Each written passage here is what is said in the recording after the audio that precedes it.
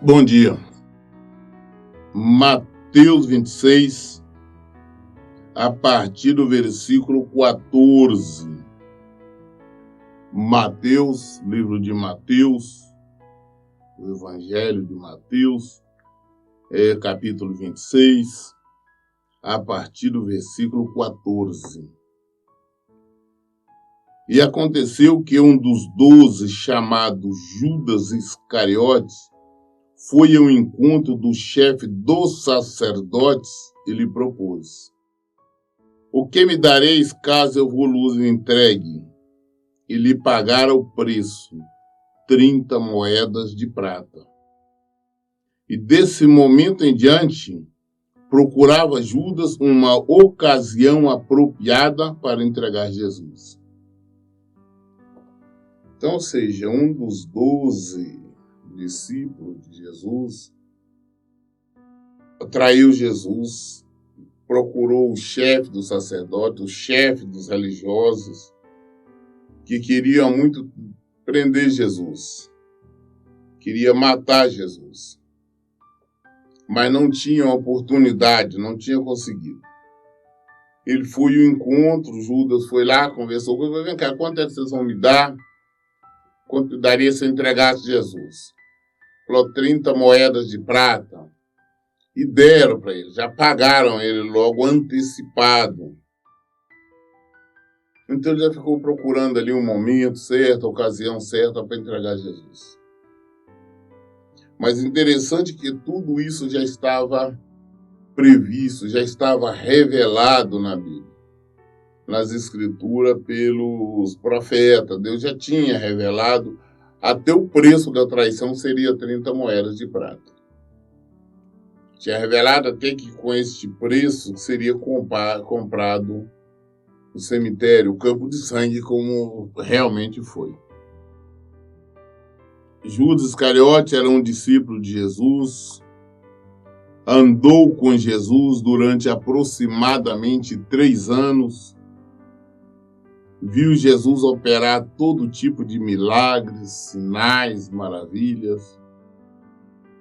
Desfrutou de inúmeras bênçãos com o Senhor, mas mesmo assim foi um traidor. Mas nós já conhecemos os traidores pelo mau caráter, o mau caratismo. Porque Judas era ladrão, ele era uma espécie de tesoureiro do Senhor.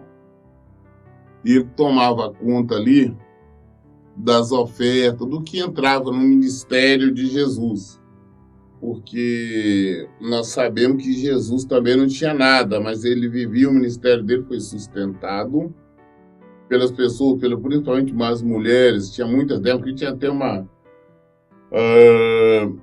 a esposa do procurador e várias outras, que o ajudavam, que mantinham o ministério dele. Então, Judas era quem administrava isso. A Bíblia fala que Judas metia a mão, que Judas roubava. Assim. Aí nós podemos dizer assim: não, mas Jesus não sabia. Claro que ele sabia. Mas Jesus fez tudo para que a palavra se cumprisse, as Escrituras se cumprissem. Ele fez tudo e não desviou nem 1 milímetro.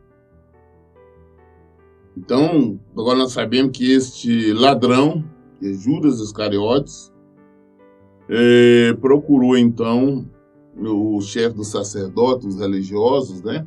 Aqueles que diziam conhecer Deus, aqueles que diziam amar a Deus, para eles, esses aí queriam matar o Filho de Deus. E Judas foi quem tramou e o entregou. Versículo 17. No primeiro dia da festa dos pães asmos, os discípulos aproximaram-se de Jesus e o consultaram: onde desejo que preparemos a refeição da Páscoa? Ao que Jesus orientou: ide à cidade, procurai um certo homem e falai a ele: O mestre manda dizer-te: é chegada a minha hora. Desejo celebrar a Páscoa em tua casa, juntamente com os meus discípulos. Os discípulos fizeram como Jesus lhe havia instruído e prepararam a Páscoa. Então, chegando a Páscoa, os discípulos falaram: mestre, onde é que nós vamos preparar a Páscoa? Onde? Porque nós sabemos que Jesus não tinha dele mesmo a casa. A casa que ele tinha era de Maria e José. Ele mesmo não tinha uma casa. Ele não teve nenhum bem, nenhuma propriedade.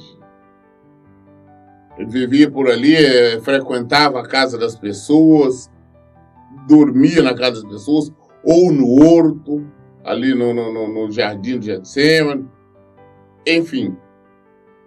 Então, vocês se perguntaram, tá agora na festa, né, a ceia, onde é que nós vamos preparar? Mas acontece que muitos pensam que foi uma revelação, alguma coisa que Jesus tinha, né? Que Deus para eles: olha, vai ali na cidade, vai encontrar um homem, ele vai falar assim. Não, é que Jesus antecipadamente já tinha organizado, preparado isso.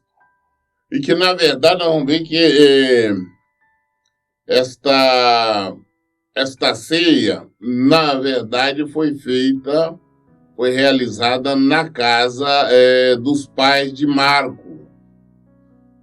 E então Jesus antecipadamente tinha conversado, porque naquela época todas as pessoas tinham um salão, uma sala que era preparada para fazer a ceia, para fazer a Páscoa. Então quem não tinha pedia, era cedida para tal motivo. Então Jesus antecipadamente já tinha conversado, dialogado com o pai do Marcos, e ele tinha concordado em ceder a sala ali para ele fazer. E naquela época, em todos os evangelhos fala sobre isso, mas no próprio evangelho de Marcos, ele é mais amplo, porque ele fala: Jesus falou que ele não vai à frente, você vai encontrar um homem que com a vasilha tendo buscar água. E naquela época, a tradição, somente as mulheres faziam esse tipo de trabalho, não os homens. Ele estava exatamente com a vasilha de água, exatamente para ser identificado. Sabia que era ele. Então os discípulos foram, o encontraram, seguiram até a casa, falou: o mestre, aí conversou com o pai dele, falou: olha, o mestre manda dizer que é chegada a hora dele. Ele deseja celebrar a Páscoa com nós, os discípulos dele. Então ele quer saber aonde o senhor vai ceder o ambiente. E, claro, já tinham combinado. O pai de Marcos falou: não, tudo bem, vem fazer. Então, eles fizeram, organizaram, levaram o alimento, né, o pão e tudo, e fizeram, então, a Páscoa ali na casa do pai de Marcos.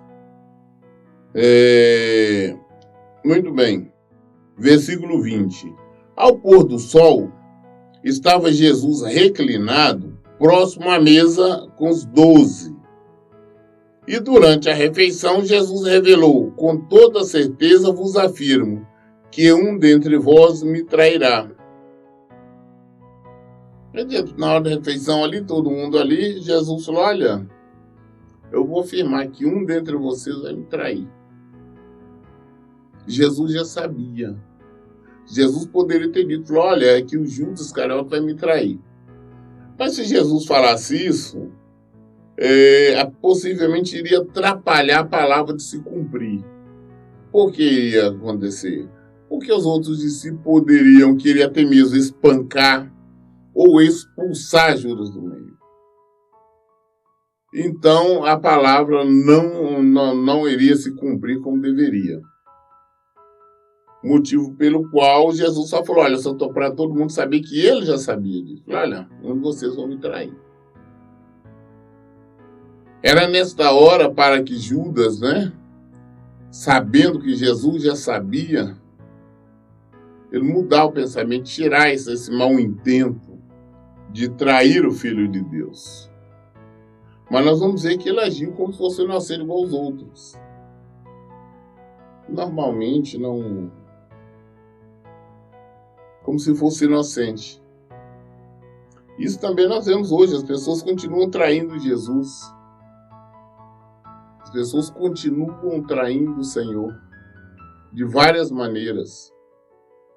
Só que com esses traidores do Senhor, nós podemos examinar a vida deles, vamos descobrir também que viviam, mesmo falando que são do Senhor, mesmo frequentando templos, mesmo lendo a Bíblia, mesmo orando, que fazem coisas erradas, que vivem no pecado, que vivem em erro. Então, em nenhum momento são pessoas que foram convertidas ao Senhor. Então, por tal motivo, eles traem o Filho de Deus. Mas é esperado. Também já está revelado. O Senhor já nos revelou na palavra, já deixou que isso aconteceria. Que os falsos, os falsos crentes, os falsos cristãos, iriam estar no meio. Versículo 22. Essa declaração consternou a todos e começaram a indagar um após o outro. Senhor, porventura serei eu? Indicou-lhe Jesus. Aquele que comeu juntamente comigo do mesmo prato, este é o que vai me trair. Aí então, um a um, cada um dos discípulos começaram a perguntar, sou eu, Senhor, que vou te trair? Outro, sou eu? Então todos eles, de maneira individual, ficaram perguntando. Se seria ele, falando, sou eu, vou trair, Senhor? Jesus respondeu, então, não, é um desses que mete a mão, está metendo a mão no prato, comendo comigo. Porque naquela época, a ser servido como? Essencialmente, era pão, aqueles pão enorme deles, né? E que era dividido, e cada um pegava um pedaço, ou iam pegando pedaços. E uma vasilha, ou caneca, como que é que seja chamado, com o vinho, que leva o nome de vinho, mas na verdade era o suco concentrado. Tá, uma vasilha, então, com suco concentrado, o pão, e uma outra vasilha, onde tinha, por exemplo, carneiro, ou outro tipo de comida, carne, ou com molho ali. Então, o que se fazia? Molhava o pão, muito molhava, quando ela tinha só o pão e o suco, molhava, pegava um pedaço de pão, molhava na vasilha do suco de uva e comia. Ou pegava o pão, molhava ali no molho ali, e colocava um pedaço de carne, alguma coisa, comia e bebia do suco, que é chamado de vinho, que muitos não entendem. Então Jesus respondeu que não é um que mete a mão no prato, um que está comendo comigo. Como todos eles metiam a mão no prato, Jesus não disse quem era. Falou, é um de vocês. É um que está enfiando a mão no prato comigo, um que come do mesmo prato. Porque todos eles estavam partilhando a mesma vasilha. Por isso que Jesus respondeu, não é um dos que estão comendo comigo. Ele diz, aquele que comeu juntamente comigo do mesmo prato é esse que vai me trair. O Filho do Homem vai, como de fato está escrito a respeito dele. Mas ai daquele que trai o Filho do Homem. Melhor seria jamais haver nascido. Então, não, vai acontecer como está escrito. Né? Vai acontecer como já foi revelado, como Deus Pai já revelou. É o que vai me acontecer. Ou seja, ele vai ser preso, vai morrer e tudo mais. Mas o que ele está dizendo é isso, que o traidor seria melhor se nem tivesse nascido. Tamanho é o sofrimento que o aguarda. Tamanho a dor que o aguarda. Seria melhor que nem tivesse nascido. Olha Jesus falando isso e o traidor está ali na mesa, deveria pensar em mudar. Falou, opa, não vou fazer isso. Mas a ganância, a cegueira, como agia, vivia fazendo o que é errado por ser ladrão, o diabo estava dominando a vida dele, dominando a mente dele. E esse domínio fez com que ele continuasse. O Filho do Homem vai, como de fato está escrito a respeito dele. Mas ai daquele que trai o Filho do Homem, melhor lhe seria jamais haver nascido. Da mesma maneira, hoje, todos os que traem a Jesus, melhor seria não ter nascido. Seria muito melhor. E nós, infelizmente, tem muitas pessoas que são semelhantes a Judas. Tem muitas pessoas que por dinheiro, por ganância, fazem qualquer negócio, estão vendendo Jesus, estão traindo. Assim como Judas traiu por 30 moedas de prata, tem muita gente traindo. Tem muitos supostos pastores traindo. Judas não era desconhecido de Cristo, ao contrário, era conhecidíssimo, 3 anos convivendo junto. Traiu Jesus. Agora tem muitos pastores, muitas denominações, basta nós olhar, ver, eles estão traindo Jesus, que eles fazem tudo ao contrário, fazem tudo o que não deveriam fazer. São traidores de Cristo. Conclusão, seria melhor que eles não tivessem nascido. Tamanho sofrimento que os aguarda. 25. Jesus disse no 24 que vai como de fato está escrito a respeito dele, se referindo ao que já estava na Escritura, que já estava revelado por Deus, que ele seria morto, que ele seria crucificado. Isso vai acontecer normalmente. Mas, infelizmente, é aquele que me trair que vai sofrer. Versículo 25. Então Judas, que haveria de consumar a traição, disse: acaso seria eu, meu mestre? Jesus afirmou: sim, tu que declaraste. Jesus também não confirmou nada, falou: tu declaraste. Porque todos, de um a um, estavam perguntando: sou eu, sou eu? E olha a cara de pau desse traidor. Ele ainda pergunta a Jesus, sabendo que ele já tinha feito o pacto da traição, ele já tinha recebido o dinheiro pela vida de Jesus. Ele ainda pergunta: acaso seria eu, mestre, meu mestre? Jesus falou: não, você está falando. Jesus não disse: não é você, não. Em nenhum momento Jesus falou nem com nenhum dos discípulos: não é você, não é você. Ele falou: você está falando. Quando o teor, tem outro que ele nem respondeu. Então, Jesus não sabia que era Judas. E Judas, mesmo com tudo isso, ele perseverou até o final. São os bajuladores mentirosos. Judas também, na hora de entregar Jesus, deu um beijo no rosto dele: ô, Rabi, Rabi, ou seja, meu mestre. Jesus olhou para ele: vem cá, pai. Com um beijo você trai o Filho do Homem? Ou seja, com um beijo você trai o Filho de Deus, a Jesus?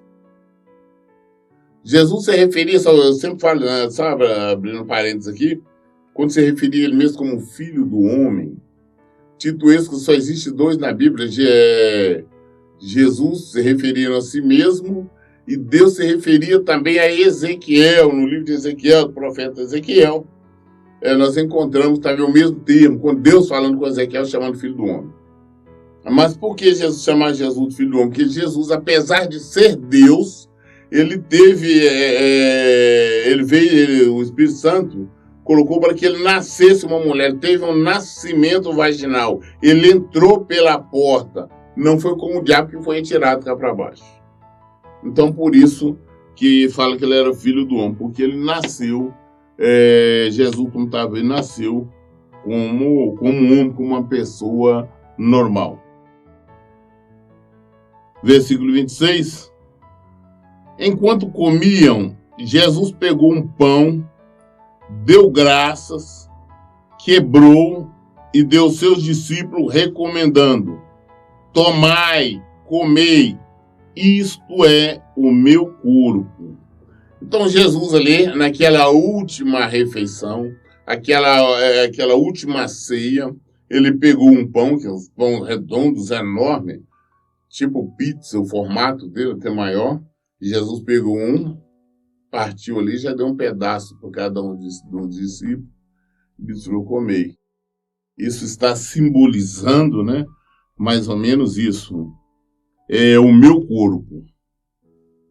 Jesus está falando: eu vou morrer. Isso é o meu corpo. coma, é o meu corpo. Versículo 27. Em seguida, tomou um cálice, deu graças e o entregou aos seus discípulos, proclamando: bebei dele todos vós, pois isto é o meu sangue, da aliança derramado em benefício de muitos, para a remissão dos pecados. Então Jesus depois pegou a vasilha com suco, deu graças ao Pai, aí bebeu e falou coisa, não, para correr a roda ali, todo mundo bebendo. Falou, cara, vocês bebam, porque isso aí simboliza, né, é o meu sangue, é o sangue da nova aliança, é o sangue do Novo Testamento. O Antigo Testamento acabou, agora é o Novo Testamento que é feito no meu sangue, que é a nova aliança que é derramada em benefício de muitos. Para quê? Para a remissão dos pecados. Para a remissão dos pecados. Versículo 29. E vos afirmo que de agora em diante não mais tomarei deste fruto da videira, até aquele dia em que beberei o novo vinho convosco no reino do meu Pai. Falou, afirmo para vocês, estou afirmando, não vai ter mais, eu não participo mais com vocês. Essa é a última ceia. Eu não faço mais ceia com vocês. Agora só aqueles que forem salvos nós vamos participar no reino de Deus. No vinho novo no reino. Aqui acabou. Estou dizendo assim, vou morrer. Eu vou ser preso, vou ser traído, daí daqui a pouco o traidor vai me entregar, eu vou ser preso, vou ser morto. Tá? E essa é a última ceia.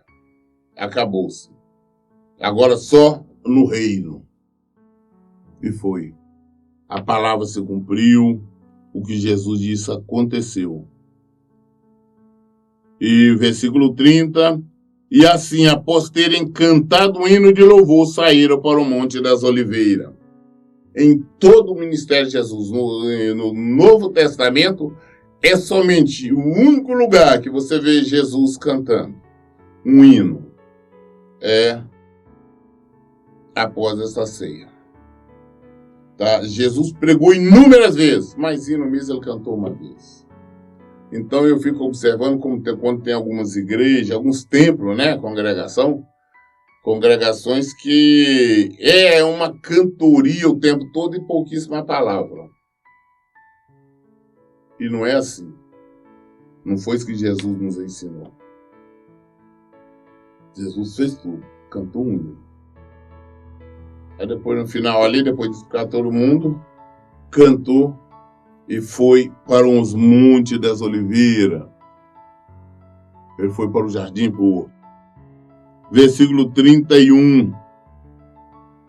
Então Jesus revelou: ainda esta noite todos vós me abandonareis, pois assim está escrito: ferirei o pastor e as ovelhas do rebanho serão afugentadas.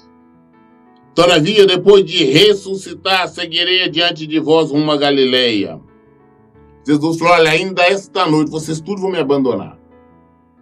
Todos vocês vão me abandonar esta noite.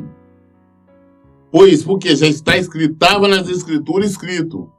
Foi tudo revelado. A palavra de Deus se cumpriu. Jesus mostrou isso, falou: olha, já está mostrado lá no... E... vocês vão me abandonar todo mundo. Porque está escrito, pois assim está escrito: ferirei o pastor e as ovelhas do rebanho serão afugentadas.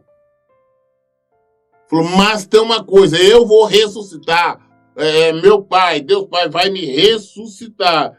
E depois que eu ressuscitar, eu vou diante de vocês rumo a Galileia.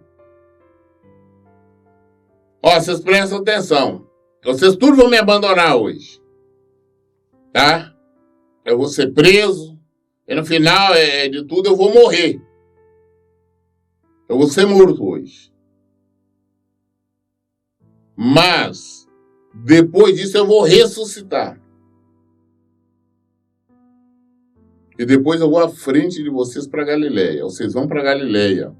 Vão para Galileia e me aguardem. Porque eu vou ressuscitar mas eu levou diante de vocês para lá. E ele foi. Nós conhecemos a história, nós sabemos disso. Versículo 33.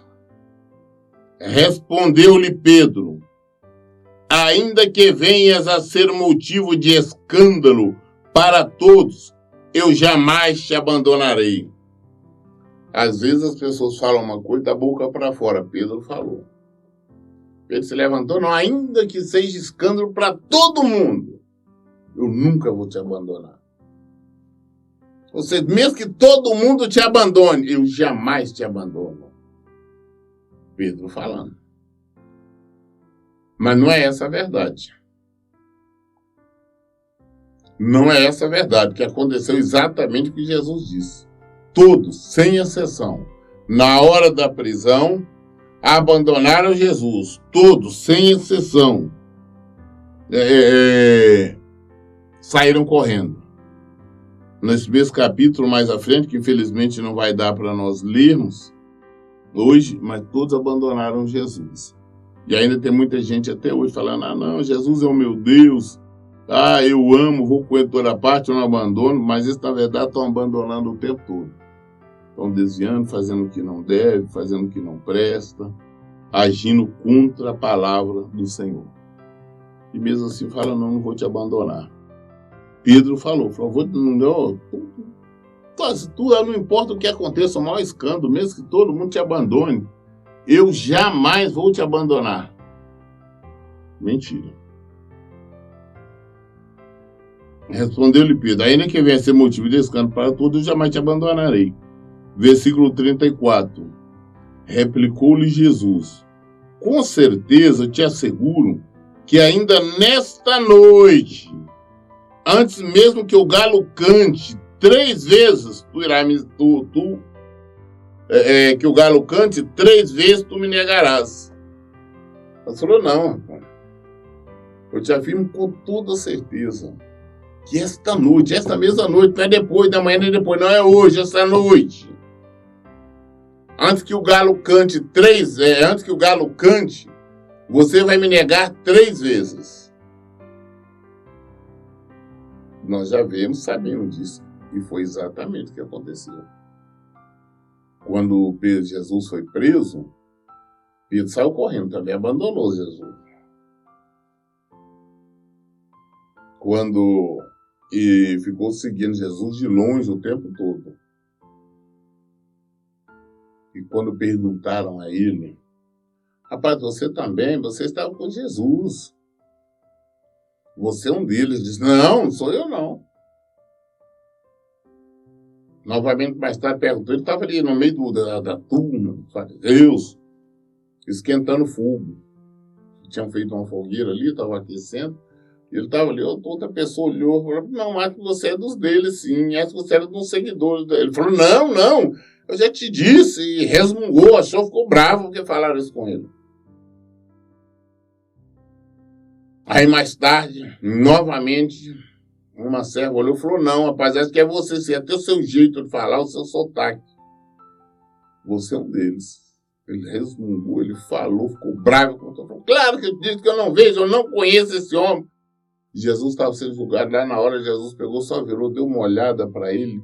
Quando Jesus olhou para ele, ele entendeu. Foi a partir daí que ele se converteu. Aí ele foi no canto, chorou amargamente. Foi a partir daí que começou a conversão dele. Ele não era convertido. Prova tal que Jesus tinha dito para ele antes: olha, tu quando te converteres, lembra-te dos teus irmãos.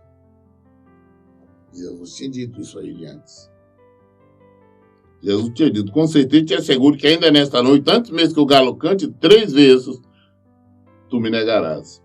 Então Pedro lhe declarou: mesmo que seja necessário que eu morra junto de ti, de modo algum te negarei. E todos os discípulos fizeram a mesma afirmação. Olha que Pedro reafirma, falou: olha, mesmo que seja necessário que eu morrer junto com o Senhor, eu vou morrer. Mas de maneira nenhuma Eu vou te negar, mesmo que seja preciso. Eu não vou te negar. E nós vimos Pedro negando. A partir do versículo 69 lá, nós vemos como ele nega Jesus várias vezes. Mas se eu não deixar para um outro momento, nós falarmos sobre isso. Nós falando Bíblia, falando do que ela nos mostra, falando com cuidado, nós tomar para nós não sermos apressados em falarmos do que nós não conhecemos, não temos certeza, e mostrando que constantemente as pessoas estão traindo Jesus. Constantemente. Toda dúvida nós esclarecemos na Bíblia. Por isso, em todo tempo eu digo, leiam e pratiquem a Bíblia. Que Deus abençoe. Tenham um bom dia.